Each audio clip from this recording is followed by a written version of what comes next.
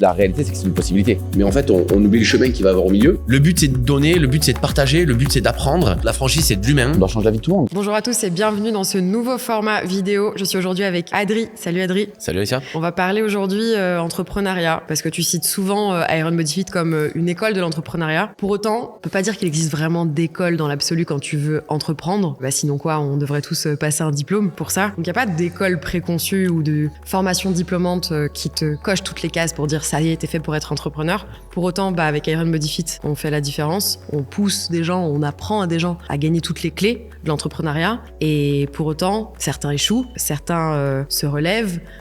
Ça fait partie du schéma. Du coup, première question que je voudrais te poser. Qu'est-ce qu'on peut apprendre en tant qu'entrepreneur que nous apprendra jamais une école de commerce? Alors déjà, moi j'ai une conviction, c'est que on peut pas savoir qui peut être entrepreneur. Je pense que tout le monde peut le devenir. Ça va une alchimie de plusieurs choses, mais tout le monde ne le deviendra pas. C'est-à-dire qu'il n'y a pas une checklist effectivement qui fait que si tu suis cette checklist, tu seras un entrepreneur et tu seras un entrepreneur à succès. Je pense qu'il y a tout un tas de facteurs par rapport aux écoles de commerce. Alors déjà, moi j'ai pas fait de grande école de commerce, donc je sais pas exactement ce qu'ils apprennent ou ce qu'ils apprennent pas. Même si j'en ai fait j'ai fait une petite école de commerce et j'ai fréquenté des gens qui ont des écoles de commerce, mais déjà il y a quelque chose qui est important à comprendre. C'était à nos lancements, c'était vers 2015. Je rencontre une prof de marketing en école de commerce à Montpellier. À cette époque-là, je lui pose la question, c'était les débuts un petit peu de cette puissance de Facebook au niveau des médias, et je lui demande est-ce qu'ils ont dans le programme, est-ce qu'ils étudient les réseaux sociaux dans les programmes. Et en fait, elle m'a répondu que les écoles de commerce répondent aux critères de l'éducation nationale et que c'est des programmes sur 5 ans. Et donc elle me disait en fait quand le programme est fait, donc s'il est fait en 2010, ce sera le même programme pendant les 5 prochaines années jusqu'en 2015. Et donc du coup, il faut respecter ce programme-là. Et donc du coup, pendant les 5 ans, il n'y a pas forcément de changement.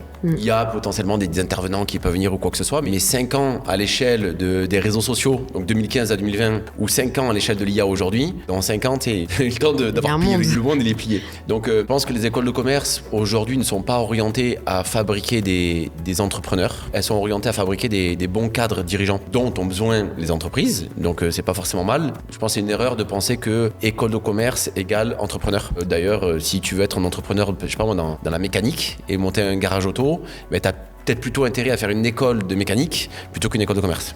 Dans cet état d'esprit, justement, on parle un peu de checklist et de choses à savoir. Est-ce que c'est fait pour moi? Est-ce que c'est pas fait pour moi? Si on s'émancipe un petit peu justement du certificateur, puisque du coup c'est ce que cherchent à obtenir les étudiants quand ils rentrent en école de commerce. Ok, t'as une liste de points, t'as tes matières, tes examens. Ok, diplôme en poche, qu'est-ce que je fais?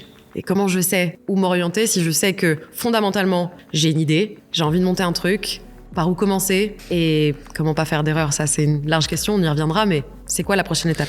Se lancer rapidement. Je pense que quelqu'un qui a une idée doit se confronter le plus rapidement possible au marché, être prêt à pivoter, s'adapter. La dernière fois, je prenais un exemple. L'entrepreneur, il veut servir à ses enfants, il veut servir des pâtes. Il y a différents noms sur les pâtes, les coquillettes, les petits coudes, et tout ça. Et lui, il a déterminé que ses enfants, ils doivent le manger avec une fourchette. D'accord? Donc sur la table, il y a ce plat de pâtes avec des fourchettes, une fourchette et il y a une cuillère parce que derrière, il y aura de la soupe qui va arriver. Et l'entrepreneur, maman, a décidé qu'il faut manger les pâtes avec la fourchette et la soupe avec la cuillère. Sauf qu'au moment où elle amène la soupe à la gamine est en train de manger ses pâtes avec la cuillère. Être entrepreneur, déjà, c'est être capable de se confronter au marché et de pouvoir pivoter et pas à dire à sa fille non, tu manges avec la fourchette parce que j'ai décidé que je veux manger avec la fourchette. C'est que la fille, c'était plus intuitif pour elle, c'est mieux pour elle et ça marche mieux pour elle. Et en fait, elle va manger ses pâtes avec la cuillère. Et du coup, l'entrepreneur va accepter, il va se dire ok, du coup, la prochaine fois, en fait, je vais produire et pas essayer de forcer. Donc, se confronter au terrain parce qu'en fait, l'idée que tu as quand tu es entrepreneur, peu importe ce que c'est dans la tech ou c'est du physique ou peu importe, l'idée que tu as de ce dont ont besoin les gens, de ce que veulent les gens, elle n'est peut-être pas forcément la réalité du terrain. Et du coup, il va peut-être falloir l'adapter un petit peu.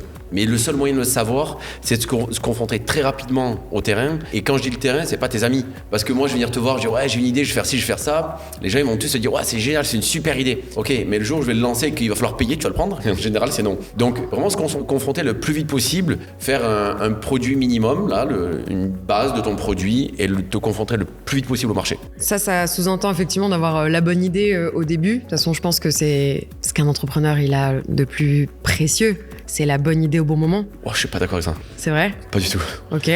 Je pense que l'idée, tu sais, souvent, il y a des mecs qui vont dire, ouais, j'ai une super idée, j'ai l'idée de rêve, j'ai l'idée parfaite. Je pense que ce qui va y avoir de plus précieux, alors après, ce sera l'équipe et ainsi de suite, il y aura des choses qui vont entrer en compte, mais c'est la mise en pratique. Dis-toi que l'idée que t'as, l'idée qu'a quelqu'un, il y a certainement d'autres personnes qui l'ont déjà eu, et il y a même d'autres personnes qui la mettent déjà peut-être en pratique. C'est-à-dire que quand Facebook, ils ont commencé à développer un réseau social, il y avait déjà des réseaux sociaux. Quand Google, ils ont fait, bon, peut-être pas, mais toutes les grosses entreprises étaient précédées par quelqu'un d'autre. Donc non, je suis pas sûr que l'idée soit le plus important. Je pense qu'il faut essayer de croire en son produit, à son marché. Ça va être, à mon sens, à moi, ça va être important d'être en phase avec le produit et le marché. C'est pas la bonne idée, c'est l'idée qui va bien matcher avec ce que t'es. Autant moi, je vais avoir une super idée d'un projet qui ne matche pas du tout avec ce que je suis, avec mes ambitions. Je serais peut-être pas le bon entrepreneur pour la développer, je vais peut-être la planter, peut-être que toi, tu seras parfaite pour la développer. Donc je suis pas sûr que l'idée, moi, à mon avis, que l'idée soit vraiment le truc parfait. Alors c'est quoi le game changer du coup? J'ai pas forcément une idée, ok.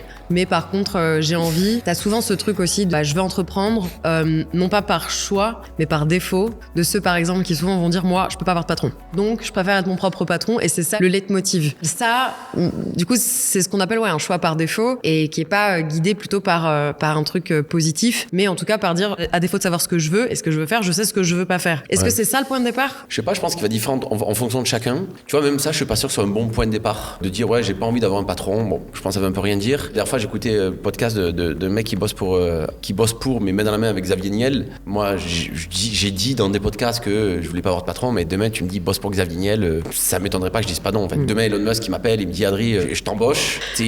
T'as tellement de choses à apprendre, t'as tellement épanouissant. Alors évidemment, faut aimer le boulot et tout ce qu'il y a avec. Donc, je pense que c'est un peu réducteur de s'arrêter à ça. On va avoir chacun une motivation différente. Chaque entrepreneur va avoir une motivation différente. Souvent, moi, le point que j'ai remarqué, c'est que, donc l'idée justement, c'est que ça part d'un besoin, d'une identification d'un besoin et d'une envie de régler ce besoin-là. Moi, par exemple, quand je me suis rendu compte, quand Johan m'a parlé d'Omnifit, m'a parlé de la technologie et de son projet, c'était, ça faisait trop de sens parce que c'est un besoin que j'avais. 25 minutes, une fois par semaine, t'as pas le temps, t'as pas la motivation de t'entretenir et du coup, ça résonnait de partout en moi. Il n'y avait pas un seul endroit où ça faisait pas de sens. Après, il y a le timing. Par contre, t'as parlé au bon moment. Moi, je me rappelle, il y a, je sais pas, peut-être 20 ans, j'étais sur un projet avec des QR codes. Je voulais faire des trucs avec des QR codes. Sauf qu'en fait, il y a 20 ans, les QR codes, c'était pas du tout le bon timing. Il y avait la technologie, mais tous les téléphones n'avaient pas des lecteurs de QR code, et ainsi de suite. Il y a certains, peut-être que quelqu'un qui était dans l'IA il y a 10 ans en arrière, était trop précurseur, et qui avait une super idée, il n'était pas au bon timing. Peut-être que le gars qui aurait une super idée dans l'IA dans 10 ans, ça sera peut-être trop tard. Donc le timing va être important. L'idée, je suis pas sûr que l'idée au sens révolutionnaire du truc, c'est plutôt le projet qui va bien. Après le déclencheur, tu disais c'est quelqu'un qui veut pas de patron, et là ça va être je veux pas de patron. J'ai entendu un podcast qui était génial, le mec il travaillait pour un patron dans la rénovation de bâtiments haute voltige, donc ils doivent se sécuriser avec les cordes et tout ça là. Et en fait il aimait tellement la boîte pour laquelle il travaillait et il voulait tellement qu'elle évolue qu'un jour il allait voir le banquier, il dit je veux la racheter, il a racheté la boîte et maintenant c'est sa boîte. Tu vois, il est même pas devenu entrepreneur parce qu'il a une idée, il a été entrepreneur parce qu'il a tellement aimé cette entreprise. Il a kiffé le projet. Il était dans l'entreprise, il voulait pas la quitter. D'ailleurs, à un moment donné, il explique qu'il a quitté l'entreprise pour monter sa boîte. Finalement, il est revenu dans cette boîte-là et après, au final, il a racheté. Parce qu'il voulait prendre des décisions, parce qu'il voulait pousser la société dans le sens où il voulait aller. Par exemple, justement, on parlait d'école de commerce et de checklist. Je pense pas qu'il y ait une checklist. Je pense qu'il y a un moment donné où le mec, il va peut-être avoir un début de sentiment, d'émotion de ouais, je peux me lancer. Lance-toi. Et même si t'es déjà en poste, tu sais, t'as des gens qui sont en poste et qui se disent ouais, j'ai une petite idée, lance-le en side project. Alors faut que ton patron l'accepte et tout ce qui va avec, mais lance-le en projet de côté là et lance un petit truc, lance un petit site web, lance un petit truc de consulting que tu vas faire le soir, le week-end. Hésite pas, ça marche pas, t'as pas pris de risque, t'as toujours ton salaire, tu vois. Le jour où ça bascule, tu sais que tu peux consacrer ton temps parce que ça marche et que ça te plaît surtout. Exactement, si ça prend, si à un moment donné tu trouves ce qu'ils appellent product market fit, le produit qui match avec le marché là, la demande et l'offre et la demande qui match, là tu peux aller voir ton patron et tu fais au revoir président. Toi qui du coup rencontres des futurs entrepreneurs depuis 10 ans, à minima sans compter le réseau que tu as en dehors d'Iron Body Fit, là on va vraiment parler du inside, c'est des candidats potentiels qui veulent rejoindre la franchise, qui du coup se confrontent au cahier des charges d'Iron Body Fit, donc ce qu'on attend d'eux en tant qu'entrepreneur justement pour rejoindre l'aventure. Qu'est-ce qui est un bon candidat, qui l'est moins Comment on le sent, ça? Dans la franchise, on nous a toujours dit qu'il fallait sélectionner les candidats et sélectionner les gens qui allaient intégrer la franchise. Et moi, j'ai choisi de pas le faire. C'est moi qui m'occupais là de recruter les franchisés et j'ai choisi de pas le faire. D'ailleurs, l'expérience m'a donné raison. C'est-à-dire qu'il y avait des candidats qui arrivaient qui cochaient toutes les cases. Déjà entrepreneurs, de l'argent, cerveau bien fait, tout ce que tu... C'est vrai que sur le papier, en entretien d'embauche, entre guillemets, là, cochaient toutes les cases et c'était parfait. Et finalement, sur le terrain, ça s'est pas bien passé. Pourquoi? Parce que, encore une fois, je te dis, je pense qu'il n'y a pas une checklist en fait. Tu sais, c'est un peu comme un recrutement. Tu peux avoir le CV parfait et après c'est le... Ouais, tu peux en avoir qui ont rien sur le papier et en fait qui vont avoir une capacité justement d'adaptation, de pivoter, de comprendre, d'accepter les contradictions. Il y a tellement de choses qui n'auront pas forcément la checklist avant, mais qui vont l'acquérir avec le temps. Et t'en as qui sont arrivés Et d'ailleurs, je pense à une franchisée qui avait commencé, elle avait fait sa formation, elle n'avait pas encore ouvert. Et à la fin de la formation, je l'ai attrapée parce que il y avait les membres de l'équipe qui l'avaient formée, qui l'avaient accompagnée, qui me disent elle va être dans un mur. Et donc j'ai fait quelque chose qui est très dur. Je lui ai dit écoute, si t'es comme ça, tu vas être dans un mur. Pas le bon mindset. Comment on ressent que c'est pas... Non, mais ça cochait pas les cases. Il y avait plein de cases qui étaient pas cochées et en fait c'est un feeling que je sais pas, il y a pas le dynamisme commercial, il y a pas les connaissances dans l'EMS, la maîtrise de ce qu'on fait. Ça coche pas les cases et finalement après 7 ans elle est toujours là. Son studio marche très bien, elle est très heureuse, elle est très épanouie et ça se passe bien. Et il y en a, je te dis, qui cochaient plein de cases au début. Tu misais dessus, tu disais ils vont en ouvrir je sais pas combien et aujourd'hui ils sont plus là. Je pense que personne n'a la boule magique parce qu'en fait d'ailleurs s'il y avait cette boule magique, je pense que tous les investisseurs, les VC, il n'y aurait pas un taux aussi fort d'échec dans les investissements et que notre rôle à nous en tant que franchise, c'est pour ça que je parle d'école d'entrepreneuriat, c'est de donner tous les moyens et d'essayer d'adapter les moyens en fonction de la personne qu'on a en face de nous et de pas faire justement comme à l'école où ils te disaient toi tu t'arriveras à rien dans ta vie parce que tu coches pas les cases. Je pense que justement par rapport aux écoles de commerce et tout ça, c'est que nous on doit développer un panel d'apprentissage et d'outils et tout ce qui va avec et essayer de trouver quel est le bon outil et la bonne manière de le partager avec chaque personne pour faire en sorte qu'un maximum puisse avoir du succès, si ce n'est tous. Justement aujourd'hui ce qui fait le succès aussi du réseau, c'est la manière dont on accompagne ces entrepreneurs. Chacun a son histoire un peu singulière avec nous, avec la franchise. Tout le monde a eu une raison à un moment donné de rejoindre l'aventure. Donc si j'ai bien compris dans ce que tu nous dis, c'est que finalement le sorti d'école de commerce qui coche toutes les cases de la bonne compréhension, de la bonne théorie, c'est pas forcément le candidat parfait au final sur le terrain. Non, ça sera pas forcément le candidat parfait. Et d'ailleurs, pour répondre à ta première question, tu me dis qu'est-ce que les écoles nous apprennent pas? Moi, je pense qu'une école de commerce, ça t'apprend pas une vraie expérience terrain. C'est quelque chose que t'apprends pas en école. Et quand j'ai une vraie expérience terrain, c'est pas un stage ou un apprentissage. Parce que même l'apprentissage, nous, on a eu des apprentis et du coup, on a vu un peu comment ça se passait pour les autres apprentis dans les autres entreprises. On va avoir un apprentissage de chefs d'entreprise. Ils vont être là pour répondre à un besoin de l'entreprise qui va être très localisé. Ils vont peut-être pas voir tous les aspects. On va pas leur apprendre à se confronter au marché, on va pas leur apprendre à pivoter, ce que je disais tout à l'heure avec la cuillère pour manger les pâtes. On va pas leur apprendre à se tromper. À l'école, on t'explique qu'il faut que tu aies raison. Tu as raison quand tu as une bonne note, mais en fait, il faut accepter quand tu es entrepreneur de te tromper. Moi, je dis toujours, il faut aimer avoir raison, il faut vouloir avoir raison. Parce que être entrepreneur, c'est avoir raison, c'est surtout accepter de se tromper. Parce qu'en fait, un entrepreneur qui se trompe pas, on dit toujours l'expression il y a que ceux qui font rien qui se trompent pas. Mais entrepreneur, tu fais un milliard de choses dans la journée, donc il y a intérêt que tu te trompes en fait. Ou alors ça veut dire que tu fais rien. Donc faut accepter de se tromper. On t'apprend pas à l'école à te tromper. À l'école, on t'apprend à avoir raison et à réussir et pas te tromper. Avoir des contradictions. Tu penses que l'entrepreneuriat, c'est être contradictoire, avoir des paradoxes. Donc par exemple, c'est aimer avoir raison, mais n'avoir aucun problème avec le fait de se tromper. Essayer d'être réfléchis dans la précipitation. On te dit oui, non, faut pas se précipiter, faut pas qu'on sait. Oui, il faut aller vite en fait. Quand t'es entrepreneur, tu dois aller vite. Je pense qu'il y a des facteurs de succès pour certains entrepreneurs qui vont être leur capacité à mettre en place des choses, leur capacité à réagir et aller vite. Donc la vitesse d'exécution, moi je dis toujours, si tu fais 10 en 1 heure ou 10 en 10 jours, ça n'aura pas le même impact. Tu auras fait les mêmes actions, mais le fait de l'avoir fait en 1 heure, ça va créer un momentum, une énergie qui ne sera absolument pas la même que si tu l'as fait en 10 jours. Donc, encore une fois, se confronter au terrain. Tu sais, tu prends les exemples là, toutes ces grosses boîtes de la tech qui sont dirigées par des ingénieurs, qui sont plus dirigées justement aux États-Unis, en tout cas par des écoles de commerce ou des trucs comme ça. Pourquoi? Parce que c'est des mecs de terrain. Tu sais, c'est des ingénieurs, les mecs sont sur le terrain, ils codent, ils répondent aux besoins. Et ça marche bien parce que c'est des mecs de terrain. Donc aujourd'hui, je me mets à couper que tu fais un calcul là, des plus grandes entreprises, des plus grands chefs d'entreprise. La plupart sont pas des sorties d'écoles de commerce, ceux qui sont pas héritiers. La plupart, ça va être les Facebook, les comment ça s'appelle, toutes les boîtes de la tech en fait. c'est des ingénieurs, c'est pas des écoles de commerce. Qui du coup connaissent aussi tous les niveaux et tous les échelons du coup de leur métier. Ils ont tout maîtrisé, exactement. Donc tu peux délivrer tout, de la formation, du mindset.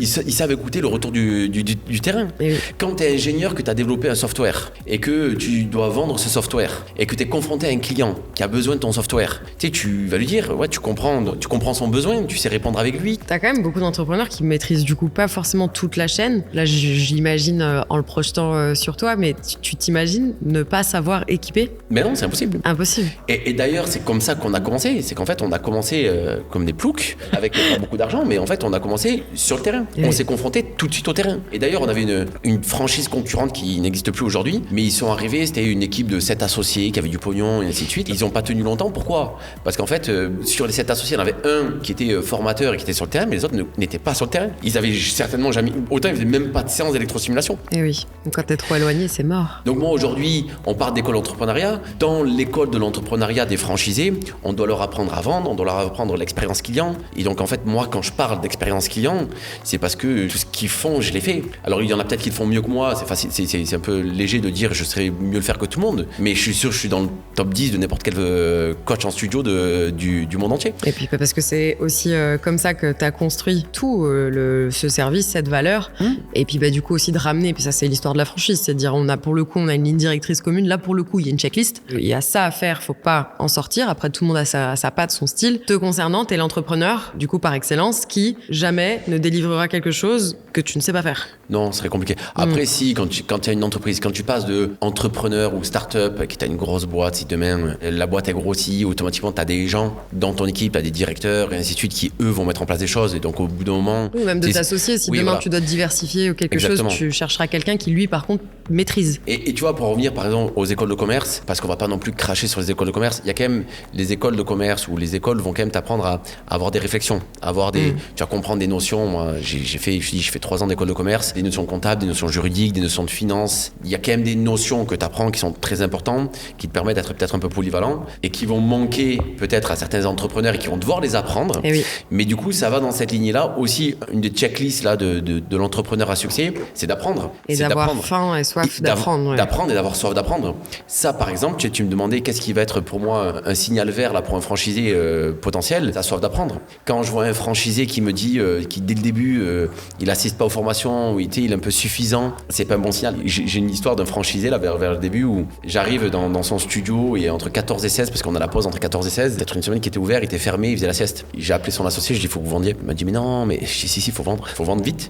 Parce que là, en fait, je vois pas une soif d'apprendre, je vois pas une soif de se défoncer, je vois pas. Et même si potentiellement il cochait d'autres cases avant, là, ça, c'est un gros. C'est un red flag. Un gros red flag. Ça, par contre, tu l'apprends en école de commerce. Ça, on apprend en école de commerce, on t'apprend à apprendre, on t'apprend qu'il y a tellement de choses que tu sais pas. Moi, par exemple, on a fait du droit, mais c'était léger, c'était pas du droit, mais on a fait du droit des affaires. Et tu te rends compte qu'il y a plein de choses que tu connais pas et qu'il y a des spécialistes. Et c'est pour ça qu'il faut quand même à un moment donné un avocat d'affaires, parce qu'il y a des choses que tu sais pas et que si tu les fais mal, tu vas te faire éclater, quoi. Après, c'est l'étape d'après, c'est savoir bien s'entourer et de compléter ce panel de compétences et de s'appuyer d'une équipe compétente pour ça. Mais ok pour la partie délivrance, on va dire, de valeur. Mais du coup, pourquoi 90% des entrepreneurs échouent au début? Mon avis à moi, c'est parce qu'ils sont seuls. Parce qu'en fait, il y a une statistique, cette statistique a dit que 4 entreprises sur 5 ferment dans les 3 premières années en France. Et en fait, en franchise, c'est inversé. Et la différence en franchise, si c'est inversé en franchise, c'est pas uniquement, même si je pense que le fait d'être en franchise, tu arrives à mieux peaufiner ton produit ou ton service. Parce que moi, je dis toujours, bon, c'est un peu exagéré ce que je dis, mais aujourd'hui, on a 220 studios. Donc, on a, au bout d'un an, on a 220 ans d'expérience, tu vois, cumulé. Ouais. Mais, et plus encore avec les expériences passées. Donc du coup, tu vas pouvoir mieux peaufiner ton produit avec l'expérience de tout le monde. Mais une des choses les plus importantes dont je me suis rendu compte, c'est que tu vas traverser, tu vas rencontrer des difficultés. Et celui qui va monter une boîte et qui croit qu'il n'y aura pas de difficultés, il faut arrêter là tout de suite. Oui, il y aura des difficultés. Oui, ça va être dur. D'ailleurs, c'est mon premier appel, c'est ce que j'appelle l'appel de bienvenue avec les franchisés. Il n'est pas rassurant. Je leur dis, tu vas avoir des hauts et des bas, ça va être compliqué, ça va être dur. Et il y a la loi de Murphy qui dit que tout ce qui peut arriver de travers, t'arrivera de travers. au pire moment. Donc ça, faut l'avoir en tête. Ça, c'est clair, net et précis. Mais en fait, quand t'es seul face à ça, c'est pas la même chose que quand t'es en groupe. Quand t'es dans une franchise, t'as d'autres franchisés, t'as d'autres personnes. Quand t'es seul, on va prendre un studio d'électrosimulation. Tout ton studio d'électrosimulation, et là, tu vas avoir des problèmes RH, comme avec tout le monde. Tu partages avec qui? Tu vas avoir des problèmes avec l'URSSAF, avec la TVA. Tu sais, il y a tout un tas de choses qui vont arriver. T'as un problème de décision de communication, de marketing, de concurrent, avec ton voisin, parce que le voisin, il gare ses voitures sur ton parking. Toutes ces choses-là deviennent cumuler des montagnes et deviennent hyper compliquées. Alors que quand tu es en franchise et que tu es dans un réseau de 100, 150, 200 personnes, en fait, qui font la même chose que toi, du coup. Et qui ont vécu, parce que dans le tas, ils ont vécu la même chose. Donc il y en a, il va dire non, mais ça c'est rien, ça c'est comme ci, ça c'est comme ça. Mais juste même de pouvoir l'échanger avec quelqu'un, juste le fait de pouvoir le dire, ça enlève toute la pression du truc et ça t'aide à trouver des solutions, ça t'aide à relativiser. Et moi, je pense que les entrepreneurs sont seuls. Et d'ailleurs, il y a une expression en anglais, ils disent only one at the top. Et d'ailleurs, c'est vrai pas que pour les entrepreneurs, c'est vrai pour les chanteurs. Et en fait, on dit t'es seul, mais en fait, la réalité, c'est que c'est vrai. T'es seul quand t'es entrepreneur, mais sauf que quand t'es dans un réseau de franchise, t'es pas seul. Parce que t'es avec d'autres personnes qui font comme toi ou qui ont fait comme toi et qui ont vécu comme toi. Ils vont même peut-être pas forcément te donner la solution, mais le fait de savoir que t'es pas seul, ça te donne une force pour aller au-delà. Donc pour moi, c'est ce qui vient, amener cette statistique-là, c'est que les gens entreprennent tout seul. Et du coup, quand tu entreprends tout seul, ton environnement, et d'ailleurs ton environnement en plus, il est avec beaucoup de bienveillance, mais il va pas t'aider à régler ces problèmes-là. Parce que ton conjoint ou ta conjointe, c'est peut-être pas forcément un entrepreneur, il est peut-être pas forcément la personne qualifiée pour t'accompagner ou de prendre la bonne décision. Les parents, ils ont peur pour toi, ils s'inquiètent pour toi. Donc ils vont peut-être te conseiller pour ta sécurité et pas pour ton succès. Oui. Ouais, mais non, il vaut peut-être mieux que tu sécurises, que tu fasses ci, tu fasses ça. Alors que là, faut pas jouer la sécurité, à ce moment-là, faut faire autre chose, tu vois. Et le mur, il y a un mur face à toi, il faut rentrer dedans, il faut le casser, tu vois.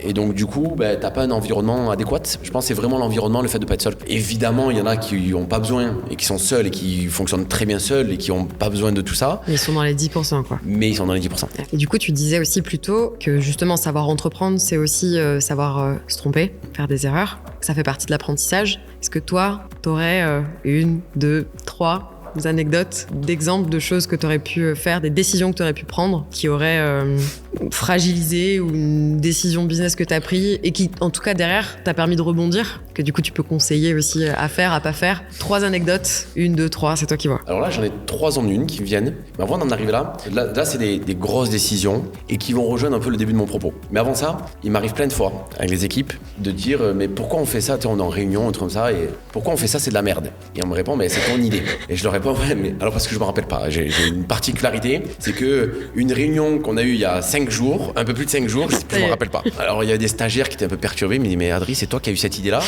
Mais ça n'empêche, c'est une idée de merde. Ça m'arrive au quotidien, mais plein de fois. C'est-à-dire que je vais dire, on va être en réunion d'équipe, ouais les gars, faut qu'on fasse ça. Une semaine après, alors du coup, en plus, ça m'aide, parce que peut-être que mon cerveau serait biaisé s'il savait que c'était moi qui avais fait l'idée, qui avait eu l'idée, ou qui avait poussé ça. Ça t'aide, ouais, n'a pas te rappeler que c'était toi. Ouais, c'est bien que je me rappelle que c'est pas moi, mais du coup, quand on me le dit, j'arrive pas en disant, ah ouais, mais en fait, c'est mon idée, donc vas-y, perds pas la face. Non, ouais, mais c'est quand même une idée de merde, mais non, on arrête. Et ça m'arrive, mais vraiment quotidiennement.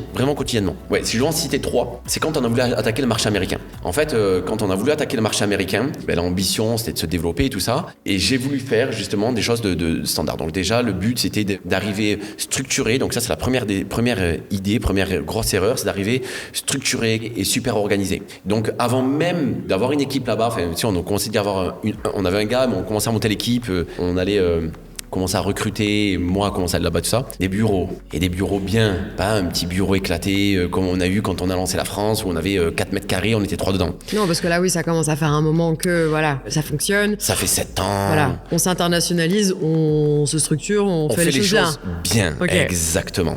Et ça, c'est mon erreur d'avoir voulu faire les choses bien. Tu vois, le premier conseil j'ai fait un MVP et trouve ton product market fit. Et en fait, on arrive aux États-Unis en disant non, on va faire les choses bien. Donc faire les choses bien, c'est un bureau, c'est une organisation, c'est une structure, c'est grand et tout ça. C'est une grosse connerie parce que, à mon sens, tu veux pénétrer un marché, c'est comme quand tu montes une nouvelle entreprise. Tu pars à zéro. Tu pars à zéro et tu tentes et tu testes. Ah ouais. Et tu testes et ça te coûte moins d'argent, tu fais moins. Et si tu te plantes, t'as moins engagé ou t'as moins. La deuxième des choses, toujours par rapport au marché américain, ça a été qu'on a voulu être le numéro 1. Et on n'a jamais eu l'ambition en France d'aller le numéro 1.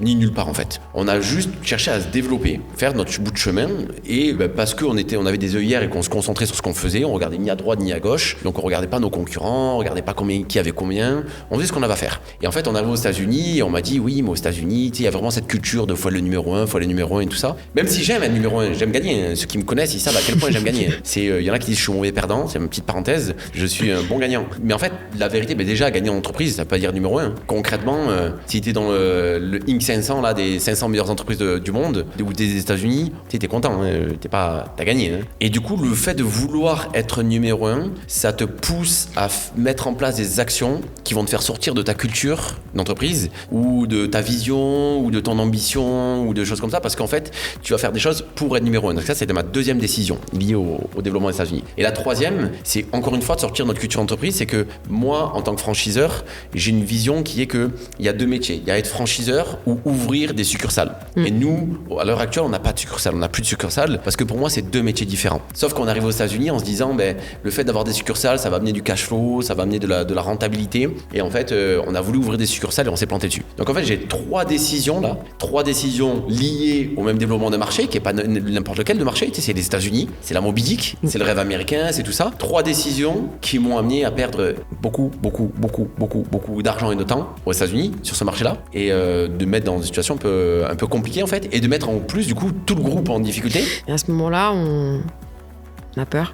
Ouais, oui, je serais un menteur si t'as pas peur. D'ailleurs, je dis toujours que la peur, faut avoir peur, mais après, faut être courageux. Hein. C'est pas grave d'avoir peur, en fait. Et celui qui a pas peur est un mec bizarre. La vérité, en fait, si tu viens d'investir 2 millions d'euros aux États-Unis, que tu te rends compte que t'es en train de te vautrer complet et que t'as pas peur et que t'as pas une boule au ventre, il y a de fortes chances que tu sois un psychopathe. Là, la question, c'est comment tu rebondis, comment tu te relèves, comment tu pivotes, du coup, comment tu t'adaptes par rapport à ça, là. Et en plus, du coup, il y a cet ego-là. De dire, ouais, mais j'ai pris cette décision.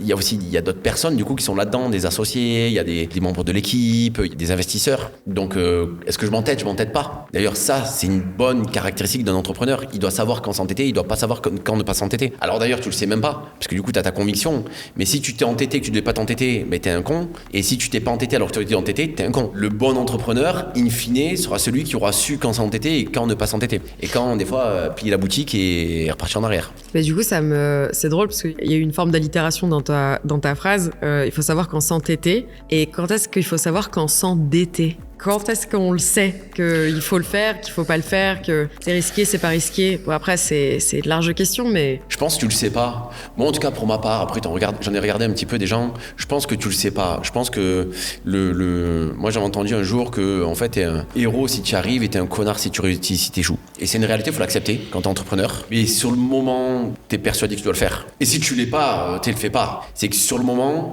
quand tu dis, c'est pas grave, je remets une couche d'endettement et je m'entête, c'est parce que t'es persuadé que tu dois le faire et t'es persuadé que t'arriveras à le passer ce mur en fait. T'es persuadé que que c'est du placo, que c'est pas du béton, parce que si c'est du béton armé sur 60 cm, tu le passeras pas. Et que toi t'es persuadé que c'est du placo, mais t'as pas fait une étude tu peux pas faire une étude du mur là pour savoir exactement ce que c'est. Et donc du coup tu vas avec ta croyance et c'est là où en fait on parle de vision, c'est là où on parle de croyance et ainsi de suite. Je pense qu'il n'y a pas vraiment de moyen de le savoir, si ce n'est son instinct. Mais ton instinct c'est pas de la chance. Ton instinct c'est pas quelque chose qui est inné.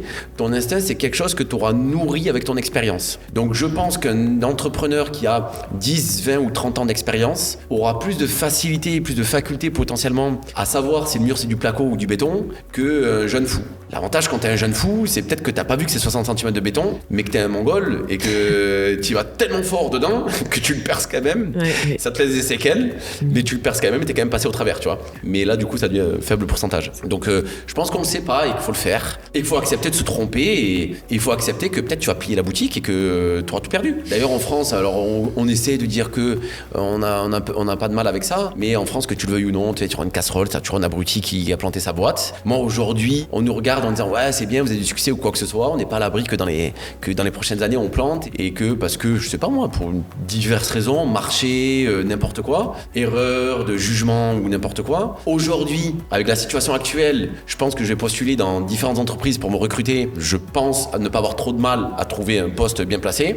Demain, tu te plantes, on dira, ouais, c'est peut-être un con, tu vois, il était peut-être un peu trop ambitieux. De toute façon, on le savait. Et c'est peut-être un peu la différence, tu vois, je suis pas trop un grand fan des clichés sur les États-Unis, mais c'est peut-être un peu la différence aux États-Unis, c'est qu'aux États-Unis, on dira, oh putain, le mec, il en avait une paire de grosses là, et il a fait ça. Moi, je le veux dans ma team parce qu'il va m'apporter ça, tu vois. Et la notion d'échec, elle est plus relative. Elle est plutôt le mindset autour du fait d'avoir essayé et t'es allé au bout, et quoi qu'il arrive, ça veut dire que t'as faim. Mais du coup, là, si je dois m'adresser à un entrepreneur, c'est vas-y, parce que quoi qu'il en soit, en fait, suis ton instinct, tu vas le nourrir ton instinct. Soit tu auras réussi, et d'ailleurs, même limite, faire gaffe à la réussite, parce que quand t'as trop de succès, tu sais, c'est un peu comme un boxeur qui a jamais pris un KO. Ben, des fois, il va peut-être pêcher dans un excès de confiance, mais du coup, ouais, vas-y, suis ton instinct. De toute façon, à la fin des fins, un jour, je parlais avec un gars qui me parlait des boards. On n'a pas encore de board, nous. Mais il me parlait des boards et tout ça. Et il me disait, le board va dire prendre 10 décisions. Ben, toi, faut que t'en suives 5, faut que t'en fasses 5 avec ton instinct. Et ce qui fera la différence entre un bon fondateur, un bon dirigeant, c'est que ben, les 5, il les fera quand il fera. Enfin, tu sais, il y aura une fois sur 2 où il suivra son instinct. Il dira au board, je vous écoute pas, je fais ce que j'ai à faire. Et ce sera les bonnes. Ouais. Même si sur 5 décisions, il y en a qu'une qui est la bonne, mais c'est une qui est tellement un game changer que, en fait, elle efface les 4 autres erreurs, tu vois. C'est marrant que le logo Iron Body Fit ce soit un électrocardiogramme. Parce que du coup, moi, je le visualise un petit peu comme des hauts et des bas. Du coup, un peu comme les battements d'un cœur, mais en fait, ça veut dire que t'es vivant. Si c'est un électrocéphaloplasme, ça veut dire que t'es mort. Donc, du coup, qu'il n'y a pas cette vie et du coup, cette aventure qui se procure. Donc, c'est à la fois excellent comme image pour les membres, mais aussi, du coup, pour les franchisés qui rejoignent la meute. C'est haut et c'est bas. Des fois, il y a des bas qui sont plus durs que d'autres. On a envie de tout arrêter. Est-ce que c'est déjà arrivé ? Une fois en 10 ans, ce truc de je vais tout arrêter. Alors, est-ce que je vais tout arrêter ? Je n'ai peut-être pas pensé je vais tout arrêter, mais oui, du coup, en 2023, quand toutes ces mauvaises décisions aux États-Unis, en fait, justement, tu as du succès, on a du succès en France, on commence à se développer un peu à l'international, on arrive, on lève des fonds aux États-Unis, on arrive conquérant, il n'y a rien, le marché est vierge, et on a un peu cette ambition. Alors, en plus, comme je te dis, du coup, j'avais un bureau à Dallas, un bureau à Miami, un bureau à New York, on avait fait les choses bien, et du coup, c'est un peu cette déception, justement, du haut vers le bas. Tu es monté en haut, parce que c'est haut et c'est bas, en fait, c'est des choses. Alors, c'est des événements qui t'arrivent, mais c'est la façon dont tu vas vivre ces événements. C'est pas le haut et le bas, en fait, c'est comment tu ressens cet événement. C'est-à-dire que demain, je sais pas moi, on a eu le prix de la meilleure, deuxième meilleure franchise de France. En soi, c'est qu'un prix. Le haut, c'est comment tu le vis. C'est que tu vis ça comme un succès, tu vis ça comme une reconnaissance, et ainsi de suite. Donc c'est ça qui te met en haut, d'accord ? Et du coup, ce qui te met en bas, c'est un autre événement, mais que tu vas vivre comme négatif. Et le chemin entre le haut et le bas, c'est là où plus t'es monté haut, au plus tu descends bas. Donc du coup, nous on monte très haut, on arrive aux États-Unis, conquérant, on se dit que. Et en 2023, j'arrive à un moment où, en fait, le cash flow, il est raide. Et quand je dis il est raide, il est même ultra négatif. Sur le dos, tu as des investisseurs, tu as des associés, tu as des potentiels clients, des salariés, tu as tout un tas de choses. Et du coup, en 2023, je me pose la question, je me dis, waouh, en fait, tu as peur de tout perdre. Et tu vois, dans ce que je dis, tout perdre, tu te remets en question. Est-ce qu'en fait, je suis un con et... Tu vois, quand je dis soit t'es un héros, soit t'es un connard. Donc tu passes de héros à connard. Du coup, si je suis un connard, je suis plus la bonne personne pour faire ça, en fait. Qui je suis légitime, je suis pas légitime. Donc en 2023, c'était une année un peu compliquée. De janvier à décembre. Ouais, l'année 2023 était compliquée et j'ai pas mal de remises en question. Ouais. Et surtout que dans ta posture, Only One at the Top, il y a des gens qui te suivent derrière, en fait. Qui te suivent, mais aussi que tu formes dans le cadre de cette école de l'entrepreneuriat. Il se passe quoi si le capitaine s'effondre, tu vois ? Alors pour le coup, moi j'ai cette capacité à ce que ça m'affecte moi. Donc moi en privé ça m'affecte. Aujourd'hui avec du recul, je me rends compte que s'il y a d'autres facteurs, parce qu'on a fait une mauvaise année 2023 et pas qu'aux États-Unis, donc il y a certainement automatiquement des répercussions sur l'équipe, sur le réseau et ainsi de suite. Je pense que si tu as des franchisés qui étaient là en 2023 français, qui regardent là maintenant, ils vont te dire moi je l'ai pas forcément ressenti. Alors il y en a qui vont le dire oui, il y en a qui vont dire parce que oui je l'ai senti mais en fait je l'avais pas senti. Je pense que j'avais quand même cette capacité à continuer à faire des formations. Et d'ailleurs, c'est là où j'ai commencé à me remettre sur mes fondamentaux, à me remettre à former le réseau français sur la vente, la satisfaction client et ainsi de suite. C'est en 2023 que j'ai commencé à mettre en place mes formations auprès du réseau. Et là, le Only One at the Top, je pense qu'il est important. T'as peur et tu penses à tout arrêter quand c'est 21h et que t'es seul dans ta chambre et que t'es là face à toi-même. Bon, moi, j'ai un rythme un peu spécifique, mais 9h à 5h, Non, t'es obligé d'être... Et d'ailleurs, si de 9h à 5h, tu passes ton temps à te dire je vais tout arrêter, c'est déjà fini. En tout cas, si tu le fais trop longtemps, tu peux le faire une fois, 2 fois. Si pendant trop de temps, de 9h à 5h, pendant tes horaires où tu dois être productif, efficace et performant, t'es en train de ruminer dans ta tête que tu es dans le trou et que tu vas te planter, c'est mort.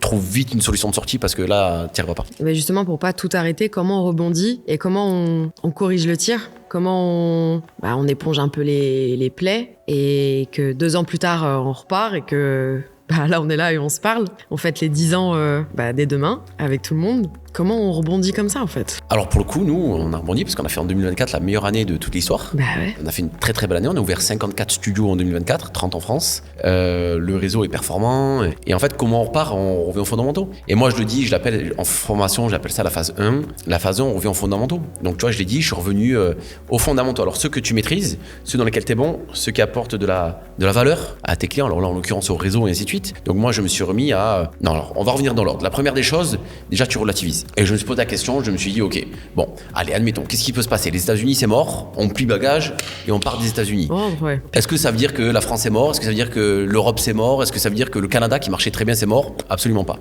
Ok, bon, on a perdu de l'argent. Est-ce que c'est une boîte qui ne gagne pas d'argent? Non, c'est une boîte qui en gagne ou qui a vocation à en gagner, à continuer à en gagner. Ben en fait, c'est pas grave. Les investisseurs, on les remboursera dans le temps et l'argent, on le récupérera. C'est pas perdu, on n'a pas tout planté. Donc déjà, tu relativises et tu te rends compte que c'est pas si grave. Et toi, tout à l'heure, je parlais des difficultés et ainsi de suite. C'est pas si grave. Ça arrive et tu peux pas avoir tout le temps raison. Donc déjà, relativiser, ça c'était une partie qui a été hyper importante. La deuxième des choses, c'est de revenir aux fondamentaux. Donc les fondamentaux, c'était quoi? C'était ça. C'était à quoi je suis bon, à quoi je peux apporter de la valeur et qu'est-ce qui est important aujourd'hui. Qu'est-ce qui est important aujourd'hui? Et ben du coup, je me suis remis à former le réseau. Je me suis rapproché de mes équipes, d'accord. Donc on s'est restructuré avec les équipes. De l'action. L'action enlève la peur. Le fait d'être dans de l'action. Quand tu as peur de quelque chose, quand tu as un problème, moi je dis toujours, identifie rapidement quelles sont les solutions à ce problème-là et passe à l'action le plus vite possible. Le plus vite possible. Parce qu'en fait, quand tu es dans l'action, tu n'as pas le temps de penser, tu n'as pas le temps d'avoir peur. Dans l'action, l'émotion de peur n'existe pas. Donc passe à l'action et action massive. Parce qu'au plus tu as de l'action, au moins tu as peur. Au plus tu as de l'action, au plus tu auras du résultat. Et tu tapes dans la machine. Donc je suis revenu aux fondamentaux. Et du coup, on est passé de 2023, je pense, une des pires années d'Ironman à 2024, une des meilleures années d'Ironman. En se recentrant sur ce qui est important, ta culture entreprise, tes valeurs, ton ADN, en gardant ça en tête là, ne pas l'oublier. Parce que c'est ton moteur, c'est ton driver. Et ne pas... je dirais entre guillemets, vendre ton âme au diable pour sortir cette solution-là. Parce que ça serait une connerie. Je crois que c'est le meilleur conseil que tu peux donner. Du coup, c'est une forme de résilience, déjà, ouais. Beaucoup de courage. Et t'as dit même se rapprocher des gens, des équipes, en meute, finalement. Je crois que c'est comme ça que ça s'est fait depuis le début. Moi, dans mon ADN en tant que personne et dans l'ADN d'IB, ça a été ça en tant que meute. Et tu vois, quand tu m'as posé la question, qu'est-ce qui fait que les gens ne réussissent pas? C'est parce que pour moi, ils sont seuls, ils sont pas en meute. D'ailleurs, c'est pour ça que je parle de meute et pas de famille. J'aime bien cette distinction-là. Oui, pour moi, c'est indispensable en termes de meute. Alors peut-être que c'est pas vrai pour d'autres entreprises, peut-être que c'est pas vrai pour d'autres entrepreneurs. Te mets pas dans ton coin, te laisse pas ruminer tout seul parce qu'en fait, tu n'y arriveras pas. Non, tu te rapproches de tes équipes, tu te rapproches de tes directeurs, tu te rapproches de tes associés, tu te rapproches de tes partenaires et tu y vas, tu charbonnes. D'ailleurs, même à cette époque-là, j'étais en coloc avec Joanne à cette époque-là et je lui dis ça me fait du bien. Pas parce qu'il m'apportait quelque chose du niveau du travail, juste il était avec moi, il m'apportait. C'est important, tu vois, ça m'a. Donc oui, se rapprocher des gens, en tout cas pour nous, parce que je te dis, c'était notre ADN, ce truc-là, d'avancer en meute, c'est pas de se mettre dans son coin et qu'il n'y a rien de bon qui sort quand tu es tout seul. Tu vois, on boucle la boucle avec la première question. Qu'est-ce qui fait qu'on échoue, qu'on réussisse? Parce que tu n'es pas seul. Donc oui, se remettre dans la meute, se remettre avec l'équipe, se remettre proche des gens et revenir aux fondamentaux. Quels sont tes fondamentaux? Coacher en studio, pour nous, coacher en studio, vendre de la franchise, apporter du résultat, former. Magnifique. Et c'est comme ça qu'on rejoint la meute à Iron Body Fit. Et ouais. Finalement l'école de l'entrepreneuriat qu'on propose au sein de la franchise. Donc merci beaucoup Adri pour tous ces conseils. Vous pouvez retrouver du coup l'intégralité des supports, l'intégralité des questions que vous pouvez avoir sur la franchise sur ironbodyfit.com et à plus pour une prochaine vidéo. Ouais, merci Laetitia. Si vous sentez que il y a un petit attrait pour la meute, rejoignez la meute. Vous allez voir, on s'éclate, on est des fous, mais on s'éclate. Merci.